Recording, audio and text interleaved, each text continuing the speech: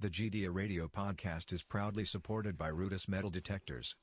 www.rutus.com.pl and discover new possibilities. Let's dig it up.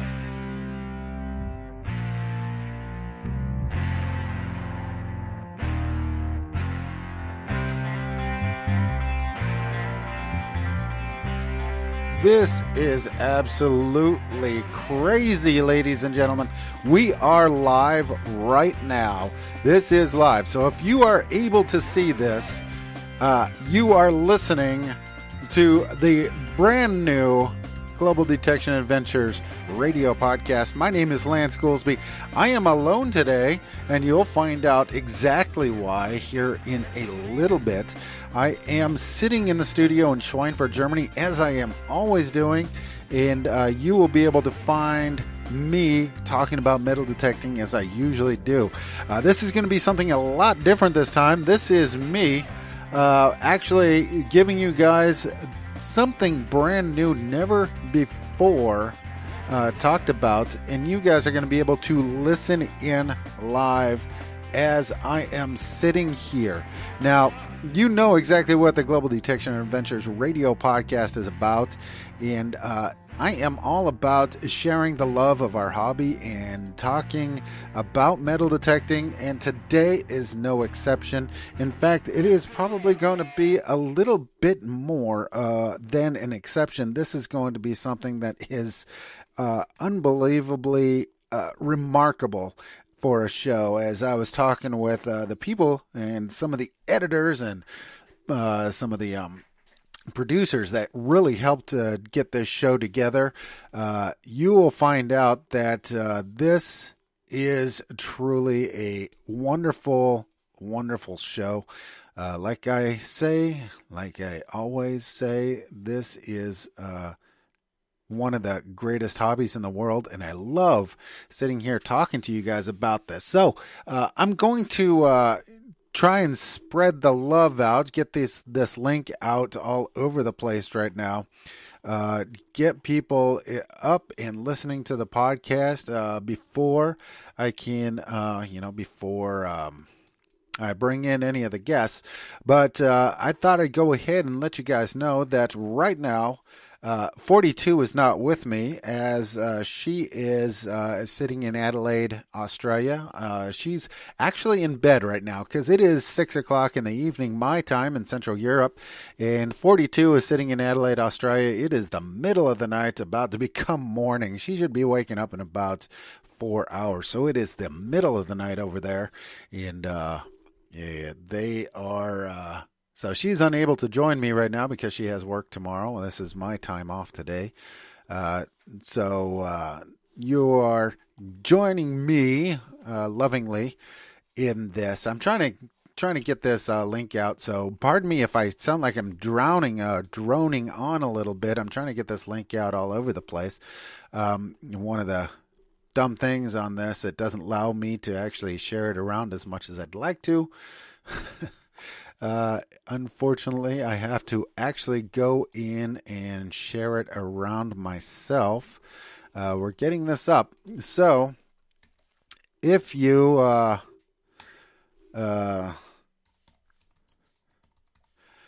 if you're listening to this, and I hope somebody's listening, let me know. Head on over to Spreaker, follow the links wherever you clicked onto this, and you'll be able to get into the live show and listen in as I'm sitting here talking. Feel free to go into the live chat. You'll find right on that link, you'll find the live chat right below the player. Just go ahead and feel free to give me a shout out. I'll give you a heads up that once I see that you're there. And let's get the love out for this as much as possible. Now, I can tell you exactly what this show is about. This is this is a going to be an epic show, first of all, because we have a lot of exclusives going on today. This is exclusive capital today. First of all, we got 3 people coming in from Detectival, the metal detecting, festival that just happened in England. I mean, it's part of the word Detectival. How can I forget the word festival? Anyway, so this was the Spring Detectable, and they had some amazing finds out there.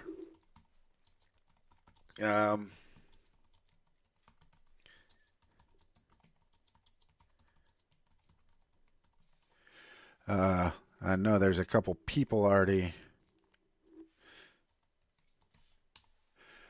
But anyway, yeah, there's they've been finding some amazing stuff. They've got a lot of things that they're even still to this moment, a day after the festival ended, still digging up out of the ground. We're going to be talking with the founder of Detectival and a couple of the guests that were there, and they're going to be giving us the information and the updates of what's going on, and let us know exactly what has been found out there and who found it and exactly what's happening with it. Really, really, truly amazing.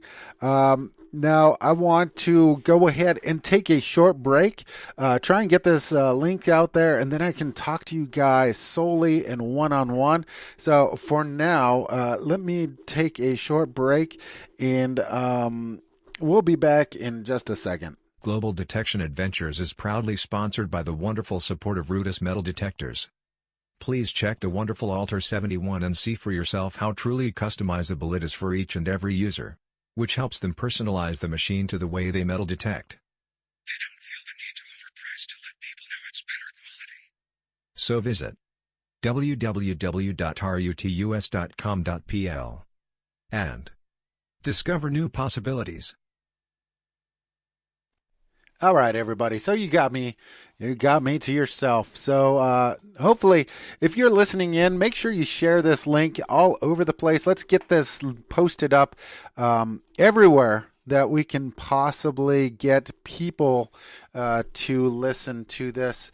I really want to see how many people we can bring into the show and talk about this. So please, while this is live, let's share this around with everybody. Now, I want to go ahead and conduct a little bit of business right off the bat. 42, like I said, is currently sleeping, but she does have some information that she does want me to share with you guys. So I'm going to go ahead and do that. Now, we have a new segment called "We Write Stuff in the Bath." This is a new segment where we talk about stuff, find of the week and the shout outs. These are things, that we're finding and talking about while we're, getting it ready for the show while we're sitting in the bathroom. So this is going to be, exactly what we call "We Write Stuff in the Bath." So let me go over this. So the call out was placed for coins that were not traditional round, and there was only one contender other than 42. It's an impressive one. Now, Steve Smith, if you know who he is, make sure you check out Global Detection Adventure. Steve Smith, he posted a Spanish cob pegged in the late 1500s. Now, the Spanish cobs are also called the maquinas or the macunia. They were produced in a variety of different mints in the Spanish realm from the 1500s to the late 1700s, typically made from silver. They were also made from gold and were made from bars of the metal that just had chunks of appropriate weight cut off. So they cut off the appropriate weight, and then they would mint it in a, I don't know if it was hammered. I didn't check that one. So the irregular shape was also created the opportunity for individuals to make the coin spread further than it was intended. Coins were often cut to the point where they were actually underweight, but passed off and accepted as full value coins. Scrap metal was at a new level. So this is clipping at its best. Most cobs featured a cross on one side and a coat of arms and a shield on the other. Steve's one looked like it had the castle and pillar design, but it's a bit hard to tell from the photos. She'd love to see it in person under magnification. Congratulations, Steve, on the awesome find, and thanks for the sharing. Another Steve Sirocco gets a shout out for the her oldest coin competition. So that's a competition that 42 has. She puts out a thing every week. Whoever can guess the oldest coin she's got without going over, I believe, wins a coin from her collection that she found. So Steve's guess was that it was an 1843, and it was the closest without going over, which her coin ended up being an 1861. So congratulations on your guess. The prize is in the mail, Steve, so expect to find that. So she invites you to share a photo of it. Once you receive it, we'd love to see you share that photo. It was also Steve's birthday on the day, so it was extremely special for both sides. So that's really great. So happy birthday, Steve. Syriaco.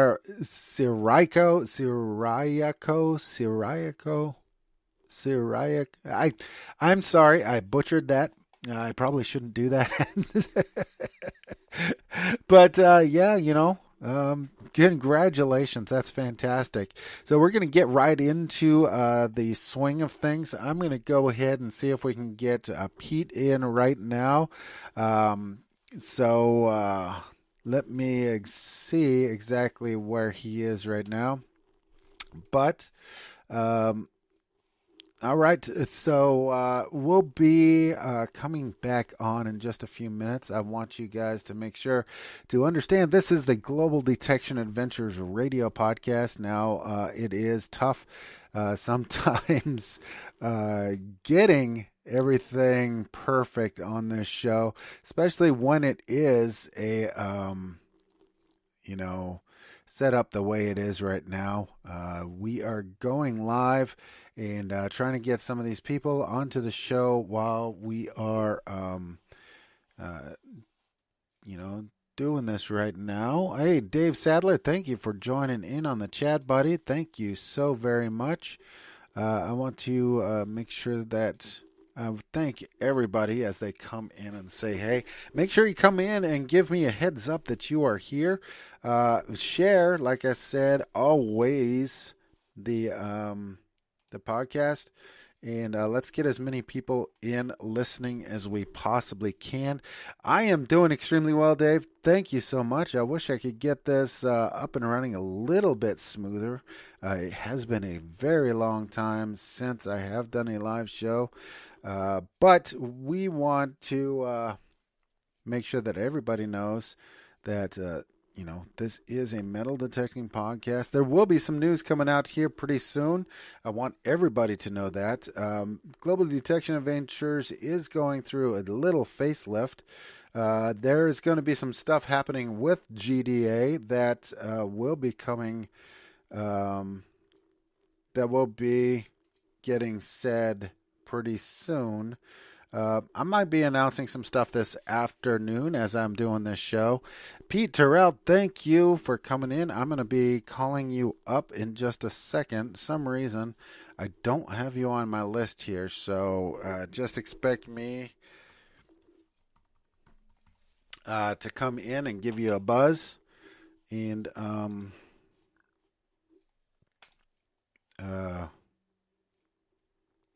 so giving you a buzz really quick. So now make sure that if you don't already subscribe to this show, go on over to Global Detection Adventures over on Facebook, over in on Facebook, on Spreaker. You can even find us over there on where am I? There it is. You can even find us over there on Spotify right now, which is one of the really good ones. Now, what I want to do is I want to go ahead and bring in somebody onto the show. I finally get somebody through, so just bear with me on this one. But I finally got through to him. I want to bring in Pete Turrell. Now, Pete Turrell is the boss, one of the co-founders of Detectival, but he is also the boss of the leisure promotions in the UK. The LP stocks a wide range of machines and are also involved in organizing the huge Detectival events in the UK. Pete can tell us. Can you tell us anything about the weekend event? First of all, let me welcome you to the show. I am so excited to have you onto the show. Thank you for coming in. It's my first live show in over a year, and it's kind of nerve-wracking getting back into the live business here. No, that's fine. Nice to be here, Lance. How are you, anyway? I'm doing really good. Doing a lot better than I was a couple months ago. Everything's healing up fine, but just glad to finally be getting out. This week, actually, going to be heading out. How are you doing? Good.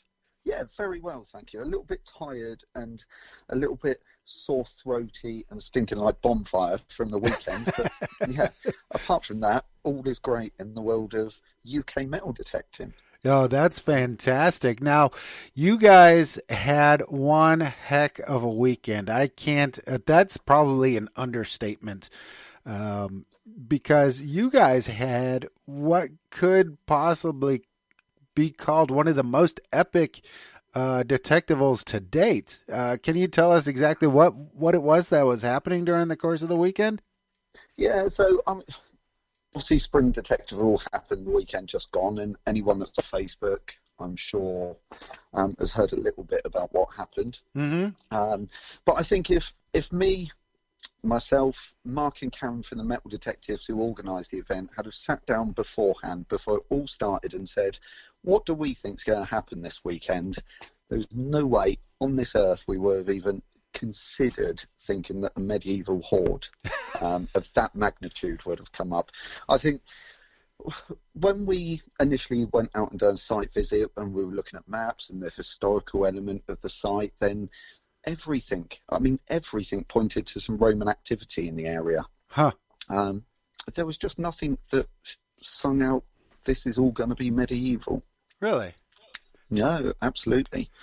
But now, I think that's the great thing about metal detecting, Lance. You can look at maps, you can look at all of that stuff, but ultimately we're looking for the stuff that isn't there or hasn't been found yet. So it's great to be able to add to the historic element of the local area. Exactly, and that's one of the things that I love about that, because it's just like a friend of mine. We're going to be talking with him in a little bit, Scott Dubé. I was helping him with one of his permissions a while ago, and it was really, really fun helping him find out what was going on in the area where one of his permissions was, and then they start finding stuff that's coming out from the Roman era, and it was just really fantastic.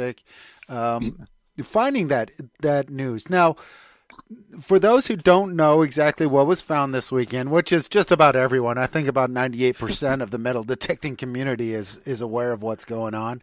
Can you tell us exactly what it was that was found?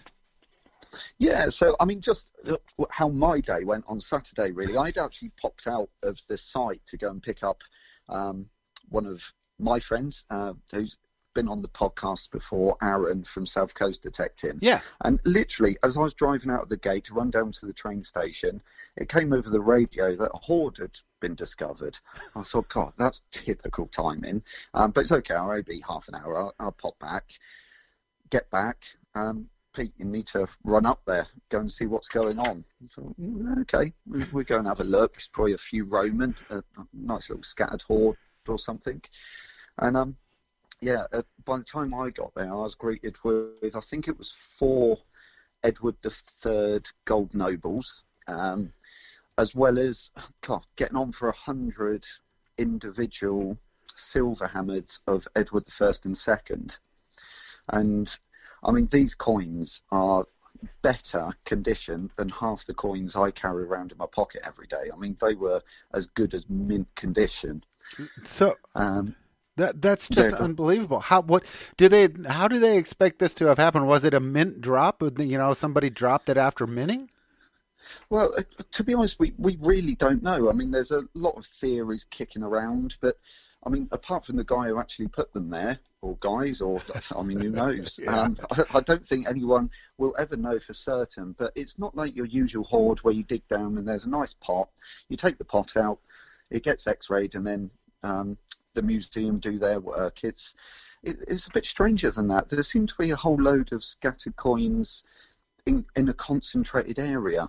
The archaeologists have already found a lot of broken tile and stonework as well. Huh. So potentially it could have been under a building. It could have been. I mean, yeah. There's so many ideas kicking around, but I think until the archaeologists have finished their work, I don't think we can really speculate. It could be a number of things. Yeah, definitely. Now, the excavations are still continuing. I was reading some posts from my buddy Luke Higgins and Dave Sadler, and they were talking that it's still being dug up. Are you being kept informed of how it's going? Yeah, absolutely. So, I mean, Scotty B, who I know you may well have on this evening, he's been at site today, and to my knowledge, another 100 silver hammered have been taken out today. But again, because it's not in a pot, the archaeologists have been really careful to strip a layer of coins, so they're getting down to there's no visible coins left now.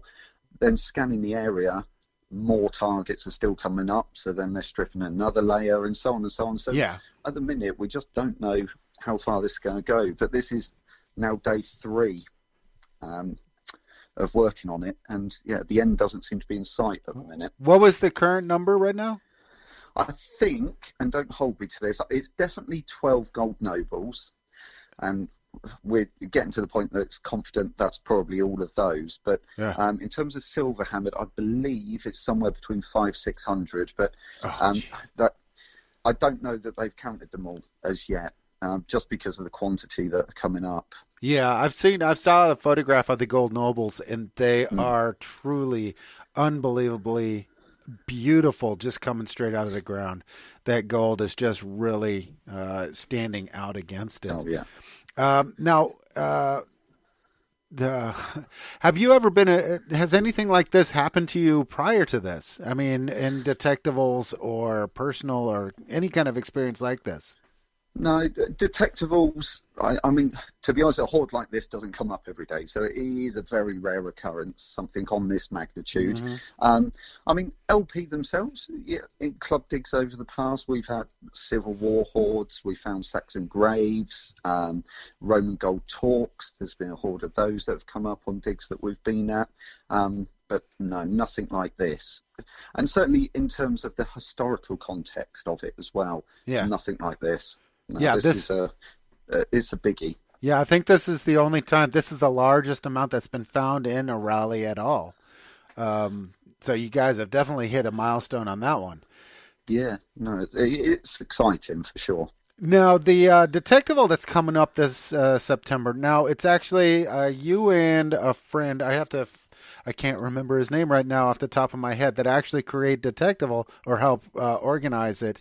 You got 2 of them that are each year. You have Spring Detectival, and then this September there's going to be another one as well, which I'm hoping that I might be able to attend. But so Detectival itself is an event that was created. God, I'm trying to get this right now. 3-4 years ago by Mark and Karen Betcher from Metal Detectives, who do organised digs through the year. I've known Mark and Karen for years. 2 really, really great guys. Yeah. And well, Guy and Gil, I call Gil's guys, but 2 really great people who organise digs. So they organise Spring Detectable, and we were lucky enough for this particular one to be the headline sponsor. And I did joke to Mark that we picked a damn good one to put our name against, that's for sure. But yeah, so they've got the September one coming up this year, which we'll certainly be at and have our presence and be there to see our customers. But the one in September is going to be headlined by Minelab. Oh, as good. far as I'm aware. Okay. So yeah, they're having their opportunity. Yeah, so September's going to be exciting. I love Detectival, and it's not all about the detecting. And what I love about these rallies is we get to see customers that we usually only communicate with by phone or by email or Facebook Messenger. And this is really great when people come over and say, "Oh, I bought this off you 2 years ago," or whatever.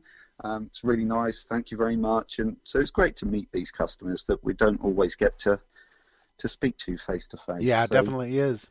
Now, the real thing, sorry, just to cut you short. Go ahead. The great thing about these events really is the camaraderie, and the 4 people that found this hoard, obviously for them, it's such an exciting thing. But you know what? I didn't see any jealousy, nothing from the rest of the community that were there. Yeah. Everyone was genuinely really made up for them. That's fantastic. And it is good. Yeah, it really is. Now, yeah, I love seeing these. I've never actually been to one myself. Like I said, I'm hoping to make it out this September. Don't know if I'm going to be able to make it this year. I might be making it out for sure next year. But I'm really excited to get to one of these. Detectivals are like the it's kind of like the Woodstock of the metal detecting community. And you guys have a really good camaraderie, really great feel, and an audience there that just really loves the hobby. And I love seeing all the videos from the place. Now, yeah, you need to come over, Lance. I definitely do. It's not that big of a hop for me, so I'm definitely going to be coming over. But now with Minelab coming back as sponsors this year, last year they had they introduced the Equinox 800 with a parachutist. What do they got planned for this year? Is anything coming up? Well, I don't know. It might be a space shuttle this time. How can they improve on that one? 2 years ago, they were sponsored with Detectable and announced the Equinox, which then came out close to the following year. Who knows what they're planning? I certainly don't. There's obviously something coming, but what it is, who knows? Yeah, definitely. It's going to be something. I'm sure someone does, but it's not me. Yeah. Well, even if you could, you probably, as secretive as Disney about the new Star Wars movie. So I'm not going to. There is that.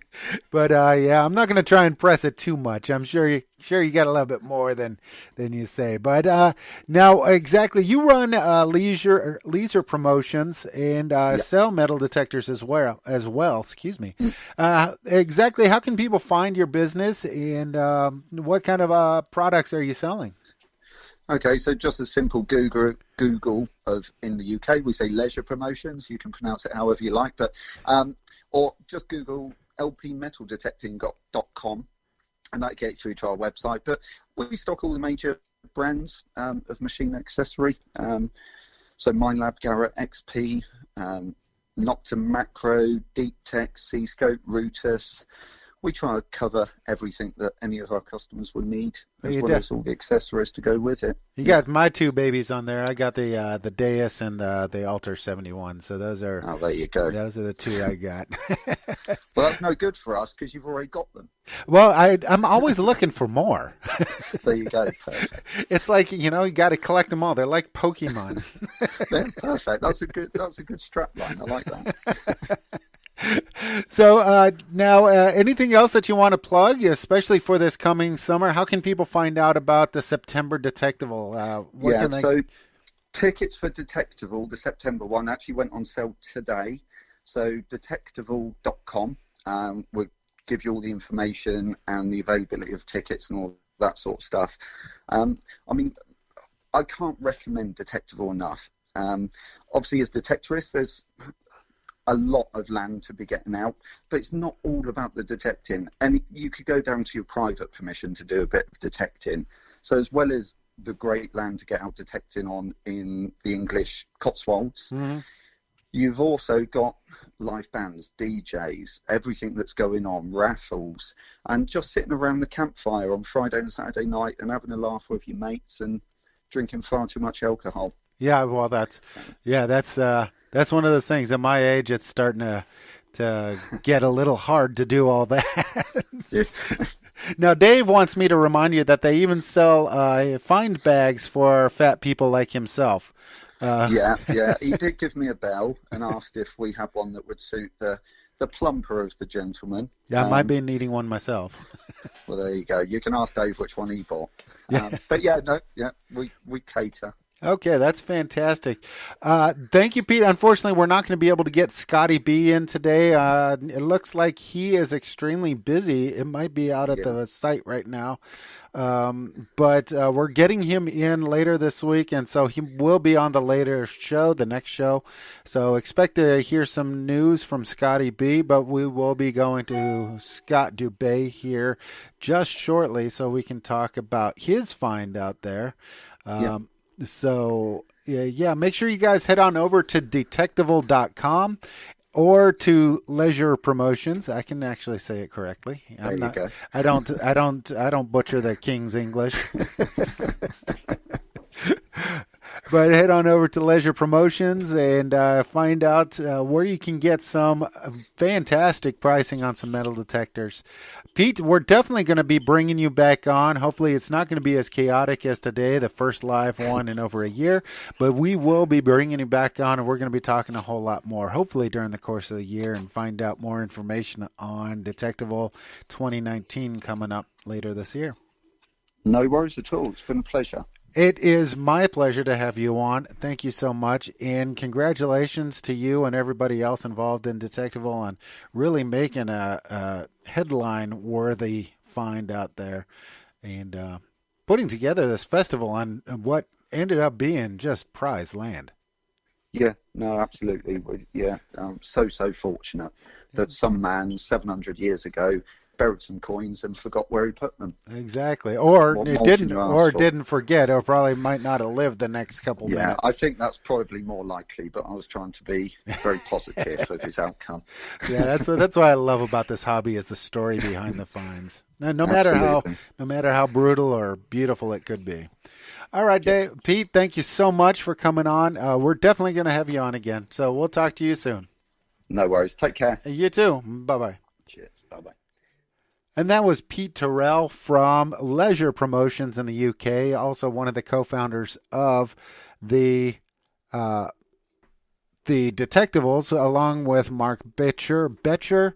They will be putting on another one this September. Make sure you check out all the information and get yourself tickets for it at Detectival.com. It will be this September in the UK. Great things. And make sure you go on YouTube, look up Detectival videos on YouTube. It just looks like the most fun that you could possibly have. Now we're going to be heading on over to another good friend of mine who is out there, and we will be talking with Scott Dubé over in the UK, and he found something really good out there. Not too far away from where the hoard was found, so expect to hear that in just a minute. I'm not going to ruin the surprise. I'm going to let him tell it the way it is. Now, if you don't know who Scott and Huntress Kimmy Dubé are, make sure you check them out. They are fantastic people. They are in the UK. Scott himself is an American. He's a Yank like myself, living over in the UK. Really good friend of mine. Just can't be excited enough that this happened to him, because it always seemed like Huntress Kimmy was kind of one-upping him all the time. Scott, are you there? Hey, Lance, how you doing? I'm doing really good. How are you doing? Doing fantastic, man. Just recuperating a little bit from the activities. Uh-huh. Yeah, it was fantastic. I had a wonderful weekend, man. It was absolutely mind-blowing. Everything that happened and all the finds, and wow, what a crazy time. I bet it was. Now, you were out on the field, not too far away from the site where they found these, what's still counting. I mean, these numbers are still going up all the time. There were, I think Pete just said that there are 500 and 600 coins. You were kind of out in the air. Can you tell us exactly what was going on and what happened with you? Well, I wasn't very far away at all. Maybe like a 30-second jog to the spot where it was all happening. They were just putting the tape up and everything. And I got over there, and there was just so much going on, and people were running around, and they were just getting to it, and they started pulling them up and pulling them up and pulling them up. It was like a little bit of a frenzy at first. It was so exciting, you know what I mean? Yeah, I definitely do. Yeah, and then they cordoned off the area a little bit, and then people were still detecting around what was happening outside the tape. So one guy would find 2 or 3 hammered coins in a hole. Then they moved the tape back past that guy. And on the other side, another guy started finding hammered coins. They moved the tape back over there. Then they eventually just cordoned off the whole half the field, basically. Oh, boy. They brought the team in there, and all the professionals came in with their instruments and everything. Yeah. Now, so you were out there, and you were using, what are you using right now?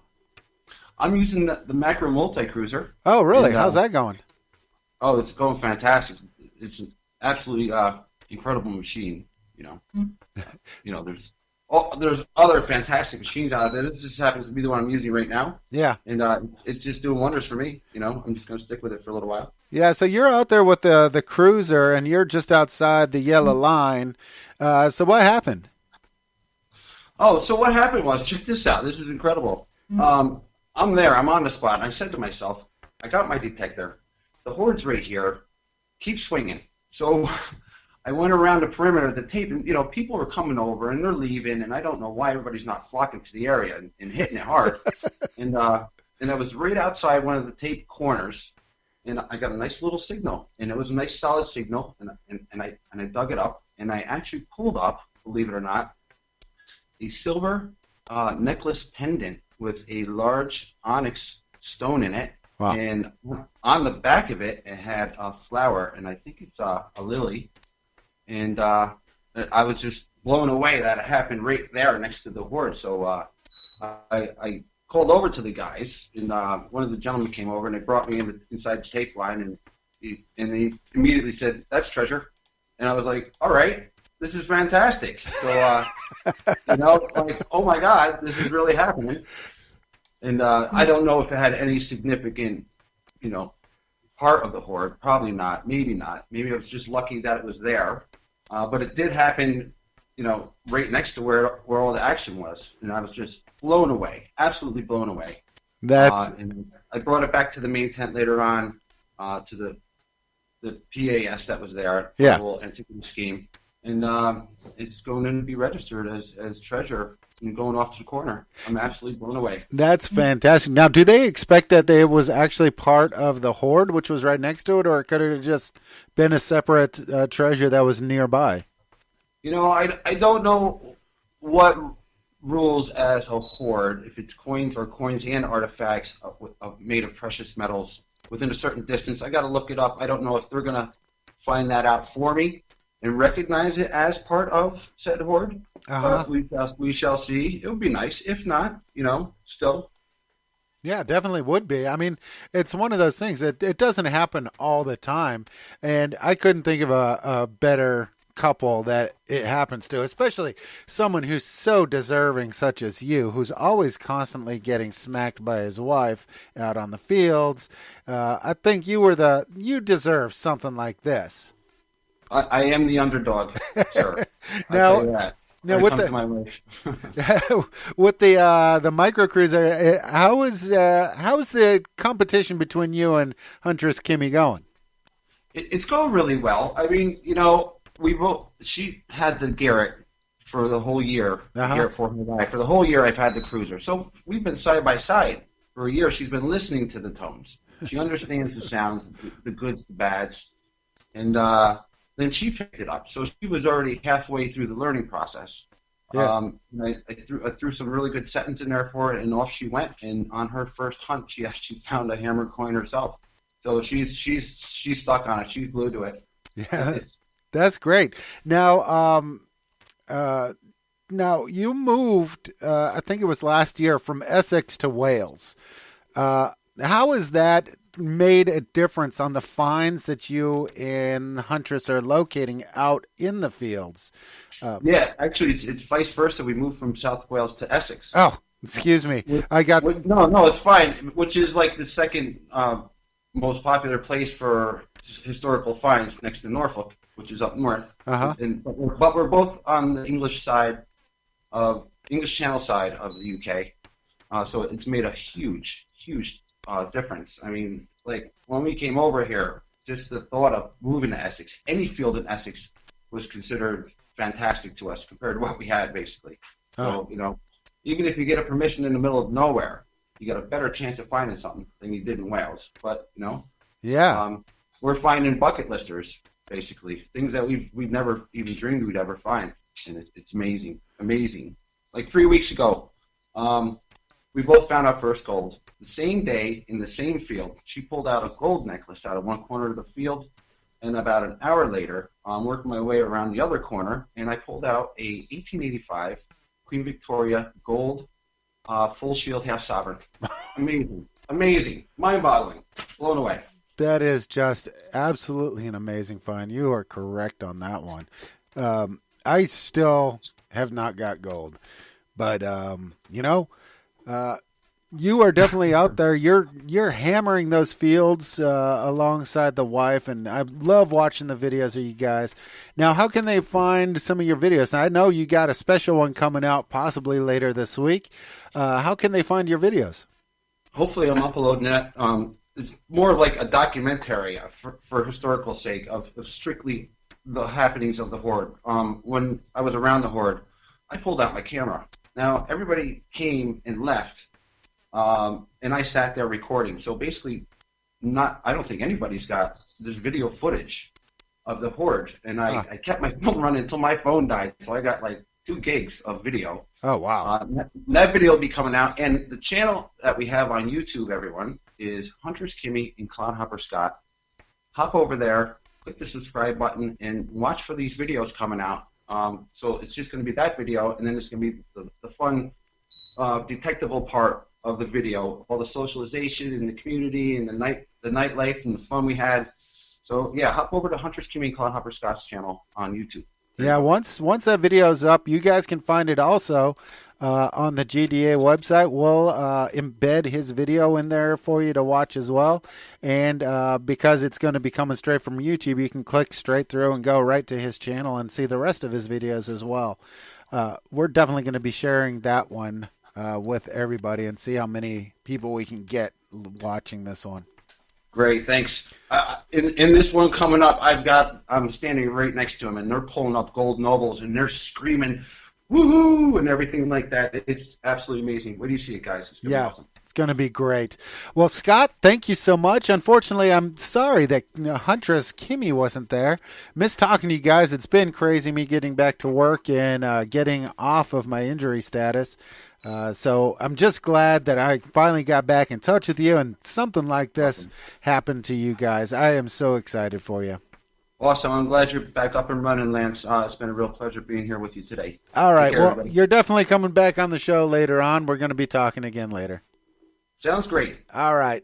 Take it easy. Take care of yourself. Bye-bye. You too. Bye. Everybody, that was Scott Dubé. If you know who he is, you know that this is a great guy, a Yank that's living in Essex from South Wales, and he's loving it every second of it. He says that they're having some great stuff out there. And he happened to find some treasure out at Detectival a couple days ago, which is a really good find. Congratulations to you, Scott. Like I said, normally when they go out metal detecting, Huntress Kimmy is always finding Roman, so now he's got something that he can hold over her head, so it's well worth it. We're going to be bringing in right now, probably the headline of the show today, the one that a lot of people really want to know all the information about. Now, there is a GoFundMe page for a metal detector that is a little bit more different than a lot of other metal detectors. It does not have a control box, and so it does not have a control box, And it uses something that somebody's always carrying around with them in their pockets anyway. And this looks like it's going to be something that is going to be a game changer in the field of metal detecting. So I want to go ahead and introduce everybody to my new friend, Konstantin Timonkin, the business developer and director of Air Metal Detectors. Welcome to the show, Konstantin. Hi, Lance. Hello, welcome. Hi, everybody. Now, great to be here. Yeah, that's it's great having you in. Now, a lot of people have been hearing about the air metal detector, and so they do know that it is out there. There's been pictures coming around here and there, and what exactly is the air metal detector? I think that's a place to start. Right.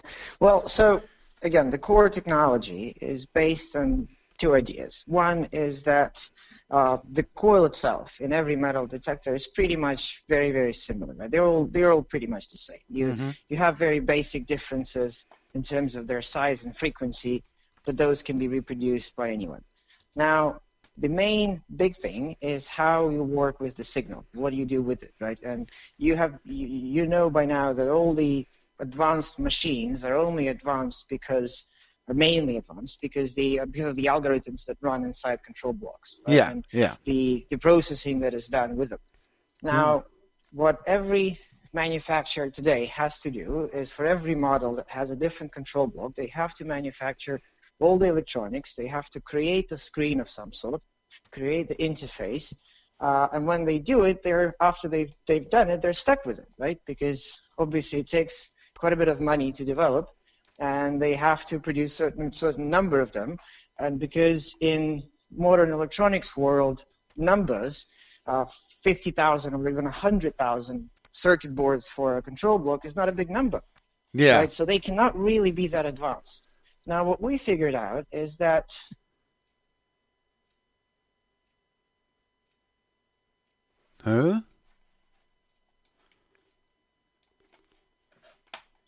looks like we might have lost him there for a second.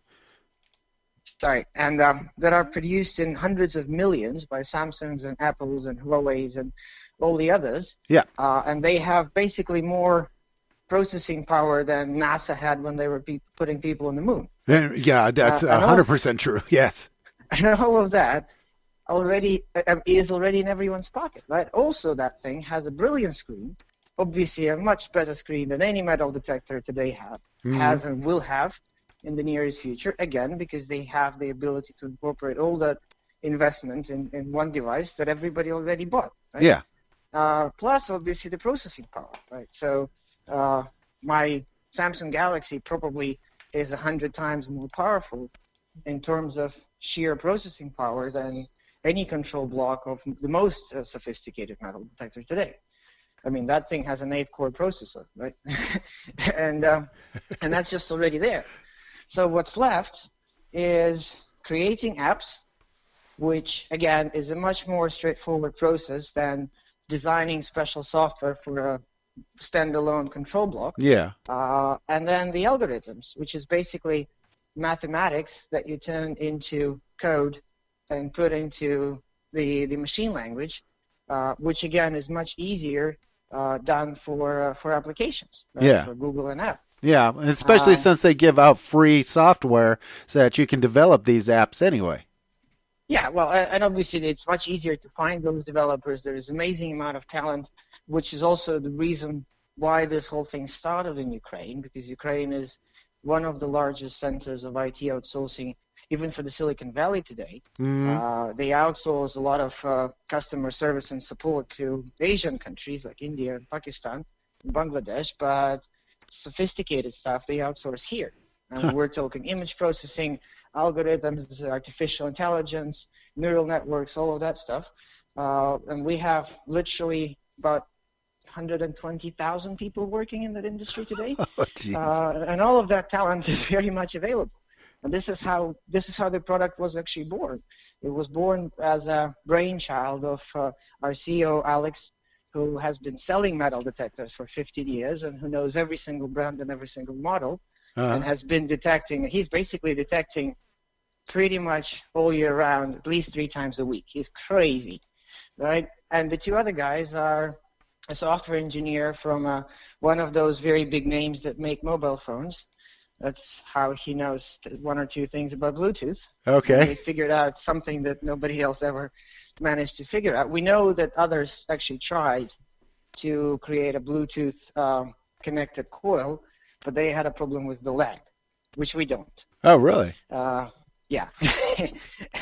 Well, that's the know-how we have, right? We know how to connect the coil to the phone via Bluetooth with a 0.1 second lag. Oh, wow. And if you go on our Kickstarter page, you will see the depth test that we published, testing Air Metal Detector against the Garrett 400 ACE and the MineLab Xterra 705.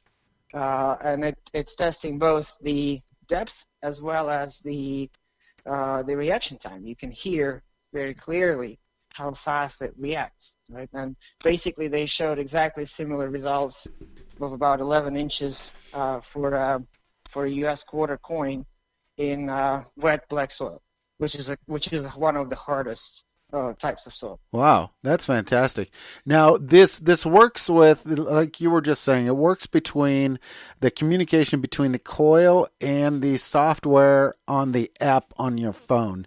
So how does the type of phone, does that make a difference in the performance? Not really. Well, again, obviously, if we're talking 2005 mobile phone, yes, most probably there will be an issue, right? Okay. But I don't think there are many left now, right? So any model that is, 3, even 4 years old will have decent Bluetooth antenna and decent capacity and computing power to process everything nicely. So basically, the idea behind this is that everybody has a phone in their pocket. This is a small peripheral, basically, for your phone that you can buy. You upload the app onto your phone. You place your phone into the holder on the metal detector, and you're ready to go. Absolutely. And you can, that's just the beauty of this is because, we're always out metal detecting. We've always got our phones with us. Yeah. So this is actually putting it to practical use. Well, yeah, there's much more to it because apart from all the algorithms that, again, we have already added all the main functions that most big detectors have. We have the ground balance, the all sorts of pinpointing, all sorts of smart algorithms are there. You can have a full list of specs on our page. All that is ready. Now, additionally, what happens when you grow out of your metal detector and you basically want something more sophisticated with a bit better math, right? Deeper algorithms, better discrimination, for example, and stuff like that. What you have to do is you have to sell your, let's say, 600 euro model, right, and buy a 1,000 euro model. Yeah. And the one you sell, you don't sell for the price you bought it. You obviously lose money, and then you pay over, right? Yeah. What happens here is, as long as the coil works for you, and you just need more sophisticated stuff, we will have those things available later as add-ons. So instead of having to go sell and go buy, you go on Google Store or you go to your local dealer, you buy a code from the dealer, or just go directly to the Google Store, and instead of paying out 500 quid, you basically pay 30, 40, 50 bucks and press a button, right? And the algorithm is unlocked in your phone already. Here you go. You've just upgraded your machine. That is the idea behind this. Yeah, you can do it while detecting in the field. It's just insane just thinking that you could be out there metal detecting. You're like, this isn't working for me. Hit a button and you just automatically upgrade it to the next one. Yeah, you see that the soil is really, really hard, or you're looking for very specific things, or the field has plenty of different metallic objects, and you really need to enhance discrimination. You press a button, you buy app, and there's it. That's it, right? Apart from it, obviously, there's plenty of technology in your phone. Yeah. that is already there. Right? Yeah. So you've been detecting, it went dark, you found one thing, but you're sure that there's more around, and you need to pinpoint a specific place. Again, magically, your phone has GPS, and it's a really good one already, right? So if you have a button in your app, which you press, and your GPS records your exact location, and that is already integrated with your Google Maps or whatever map you're using, here you go. You just saved your proprietary location, right, of your last find. That is unbelievable. And you can find it easily tomorrow. That is, do you just go right back to the exact same spot where you found the last one? Keep searching around. And now, how is the battery life on mobiles? How is that working on the cell phones? How is that working? So basically, the power consumption of the Bluetooth signal itself is no more than the power consumption of your wireless headphones, for example. Okay. It's pretty much the same level of signal. So that won't drain your battery any more than headphones. Obviously, the screen will be the bigger consuming factor. For that, we have two things. First, there will be there will be multiple interfaces, including the power-saving ones, which will be basically white numbers on dark, so that you don't have to illuminate the whole screen all the time. It uses less energy. Yeah, okay. And then one of the things we're working on now is making it compatible with smartwatch, right? In which case you have your whatever Apple Watch or Samsung Gear on your hand. You can have your phone in your pocket with the screen switched off, and you have your crucial data in the on your arm, right? And obviously the whole thing becomes even lighter. Yeah. Now you talk about it being lighter. It's already 0.9 kilograms. So it's basically 2 pounds for pretty much everything minus your phone. So with your phone, you're talking maybe 2.1 pounds. Pretty much, yeah. I mean, it is a very light device. And we're looking at, so once we launch and gain some speed and momentum, we are looking at introducing carbon parts to it to make it even lighter. Okay. But that's something coming further down the road. We are looking at creating a little battery back pouch, which you can attach to the handle, so that you can feed power into your phone if you have an older model with like very short battery. Yeah, that was one of the questions that Luke Higgins from Archaeology Metal Detecting Magazine had, is if there was any idea of putting a power bank inside the handle that you could plug your phone into. But you've obviously answered that. Yeah, we thought about it, but you see, the thing is, once you put power banks inside or ship them with the detector, after recent fires in Hong Kong airport when battery packs caught fire, shipping them now through air is a ridiculous exercise. So we decided that we better ship pouches, and then everybody has access locally to multiple brands that will sell them for $20. They will sell them a decent power bank, which people will be happy with, right? Yeah, I've got about 4 of them sitting on my desk right now for making my videos. So, because I use my iPhone 8 to record my videos because the HD quality is a lot better than a lot of the video cameras that are out there. Now, there's not a lot out there on YouTube about the Air Metal Detector. Now, have models been sent out to be tested yet? So we only have a few samples. We publish our own tests. Right after we finish the campaign on Kickstarter, we are going to make basically a test run, like of 25 samples that will go to the larger distributors and the prominent beta testers to make sure that we get decent feedback on it. And we have time to work on whatever things they will see as well as a need to be improved. Okay. Currently, again, we will be posting more of those videos, so just please follow our page. Oh, fantastic. There'll be more stuff coming. Yeah, I can't wait to see it. Now, how is the Kickstarter going? Well, we have been funded today. Oh, really? Yep. Oh, congratulations. Actually, on our on our fifth day or sixth day of the campaign, and we shouldn't be counting the weekend because people are much less active, especially detectorists. They are out in the fields. Especially the ones in England were out at Detectival. Absolutely. Yeah, they had stuff to do. Yeah. Much more exciting. But we still have 24 days to go, right? So yeah, that's fantastic. Dave Sadler says congratulations on reaching the goal. Thank you. So we do expect to get more backers behind us. And again, the reason we want to get more funding, and the reason it's good for everybody, is we will be able to add more so-called stretch goals, which are the things that every single backer will get for free, including those who backed us in the first week. That is super.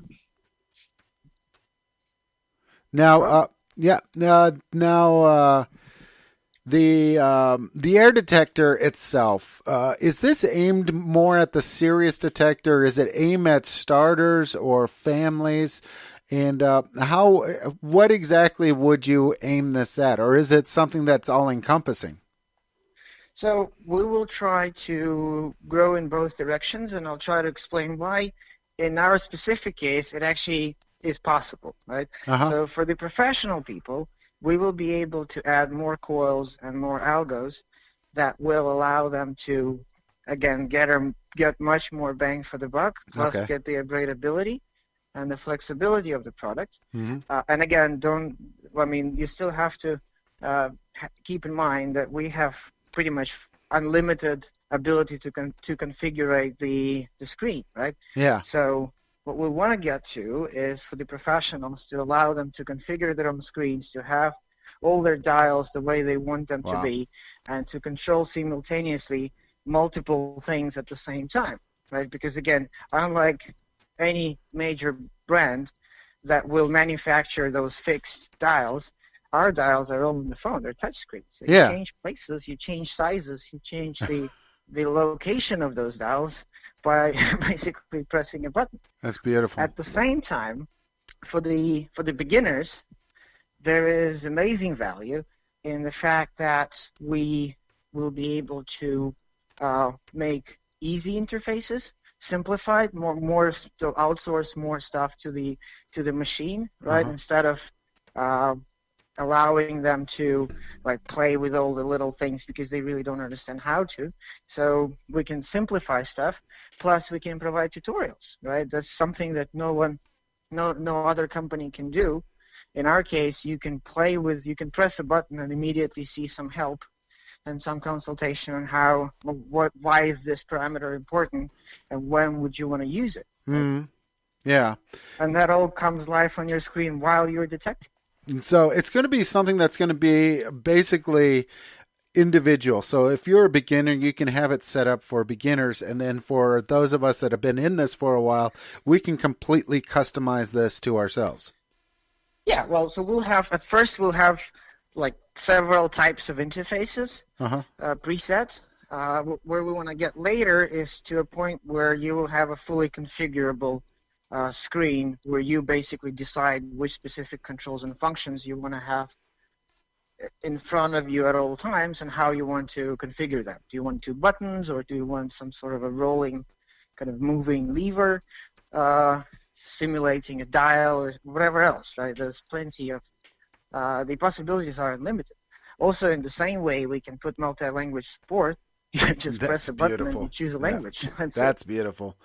Now, what type of machine would you say that it's comparable to as far as the performance of it?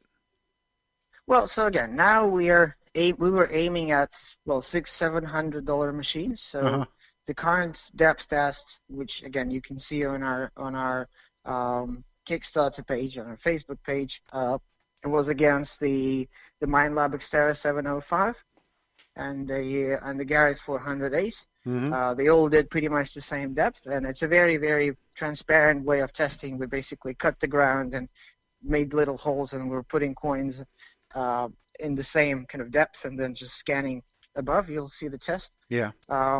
So this is where we are now, but we are pretty confident that we can exceed those machines in terms of discrimination and all sorts of, more sophisticated functions by just upgrading algorithms. Again, there's a link on our Kickstarter page also on more specific tests where you have a bunch of needles or a bunch of nails and one coin, and you swipe quickly, and how it discriminates between different metal objects and still detects and shows you in multi-tone which one was which. Yeah. So that's done already. Oh, that's beautiful. Now, I know I'm skimming around the two questions that everybody wants to know. You talked about kind of having the dates. Now, when is the big release date for this going to be? So we are planning on delivering them around October, November. Okay. Reason for that being is we want to finish the campaign, then we start making the molds and printing the boards, and we want to allow ourselves at least, one cycle on the boards and 2 cycles on molds when things might not go perfectly well, so we can redo it and do it again. So if we're lucky, we'll be done earlier than that, but we are conservative and we're putting October, November as our delivery date. Yeah. So with October, November, are you guys going to be showing back up to Detectival in September again this year? I know that Luke and Dave were out there and they actually got some hands-on with it and they were quite impressed. Are you going to be out there again and showing it off again this September?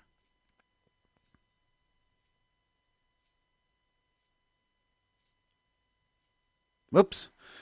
Looks like we got a small edit spot here. Let me see if I can get him back on. All right. All right. Yeah, sorry about that. It dropped at some point and don't know exactly what was going on. Now, I just brought up the question. You talked about that it was going to be October, November. And I said that with that date is, are you guys going to be heading back out to Detectival this September and possibly showcasing the Air Metal Detector? I know you were out there last year, and Dave and Luke, both from Archaeology Metal Detector magazine, got their hands on it, and they were both quite impressed. Are you guys going to be showing back up? Yeah. So we're planning on coming for the next one. So hopefully in September we'll all meet and you'll have a nice preview. By that time it will be pretty much a final model. It'll be going through mass production, but all the prototypes will be, and the software will be ready. Will be completely final. Actually, the software is ready already. I mean, you can go on Google Play Store, put Air Metal Detectors in, and you'll download the app. And since we know that you guys don't have those detectors on, you actually introduced a demo mode, which is still in the older version of the interface, but you can click through the demo mode and see all the functions and what it offers you. Oh, cool. We're currently programming the new interface, which should be done by the end of the campaign. The one you see on Kickstarter and everywhere, that's already done and designed. We just coding it into the app and releasing it for Google. Then the Apple version will follow as well. Okay, good. Now, is there any big changes to the way it was set up last year, to the programming? Well, there were improvements and enhancements to the algorithms and some new functions added and stuff like that.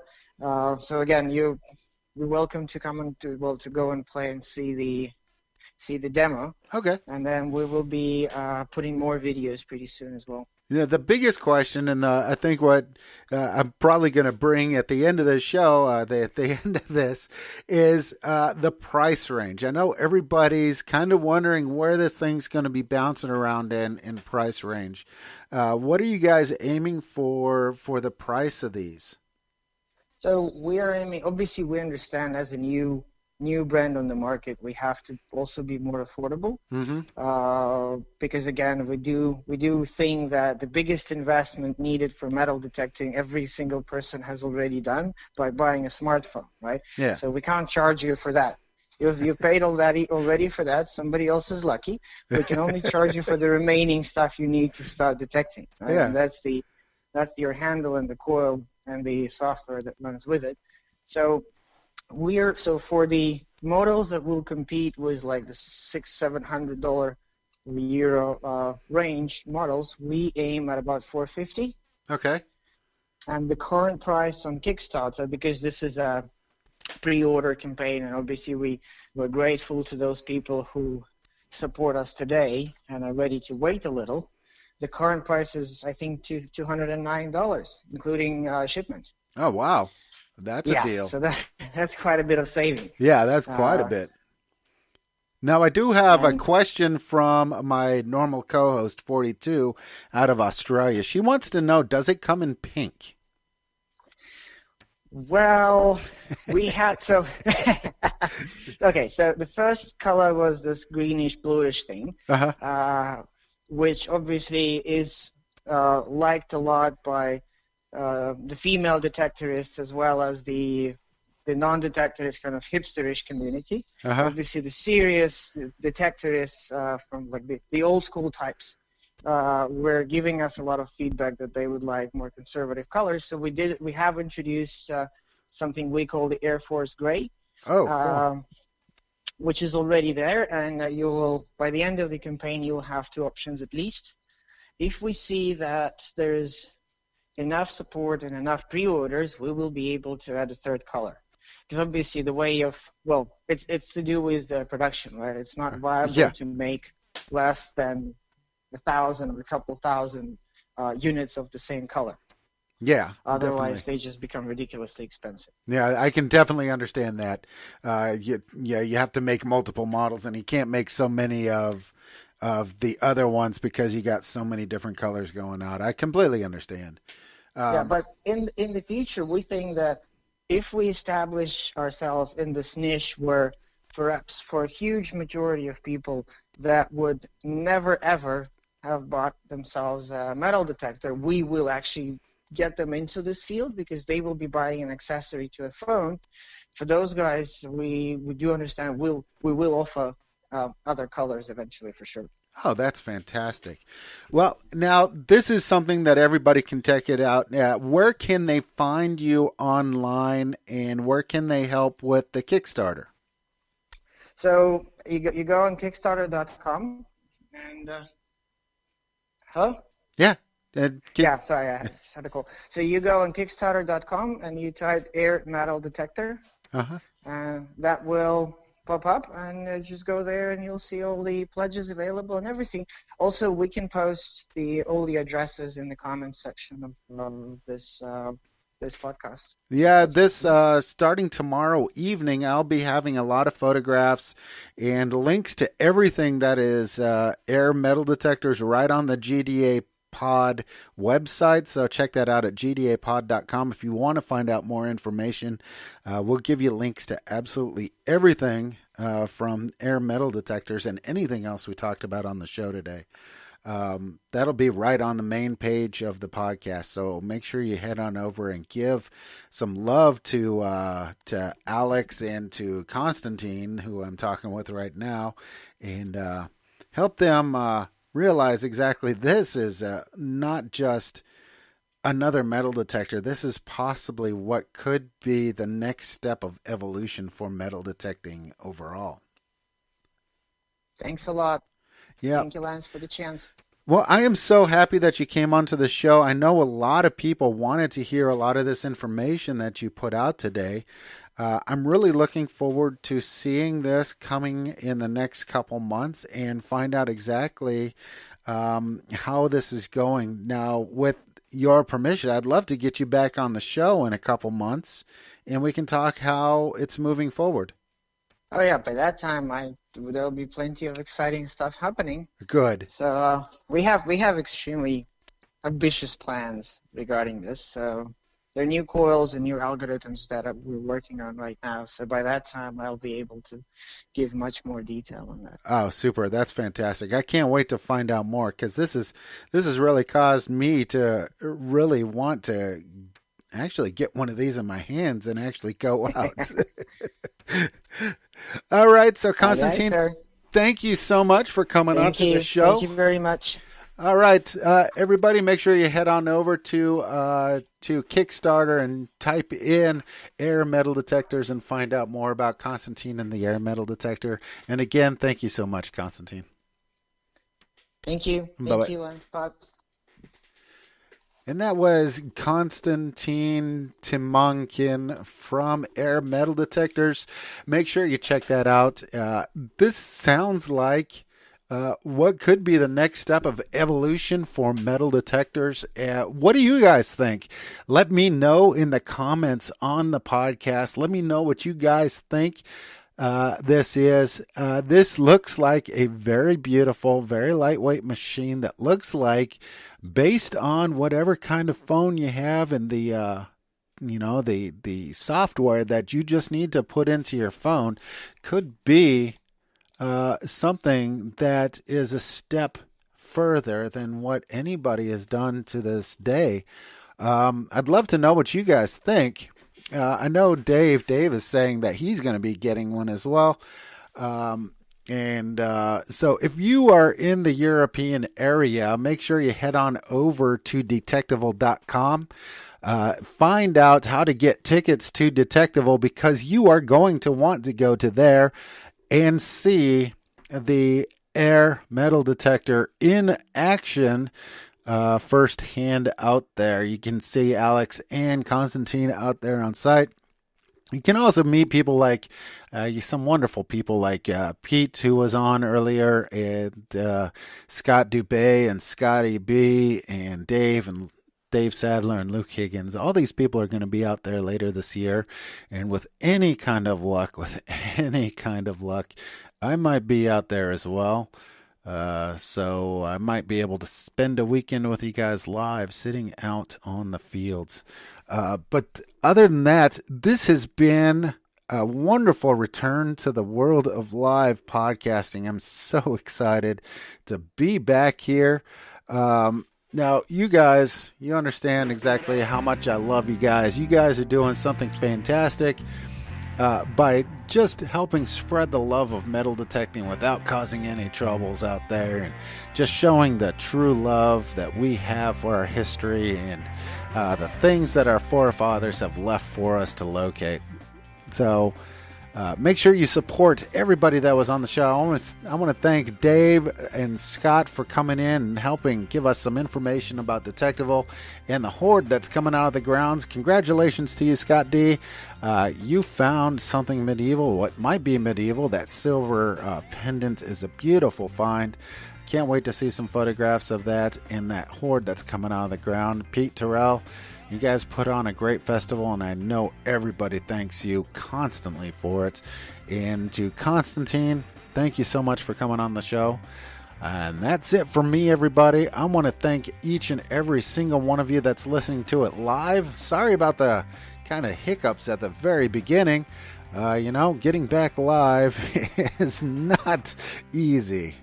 But that's it for me this week. We'll see you guys in really soon. I can't tell you exactly when.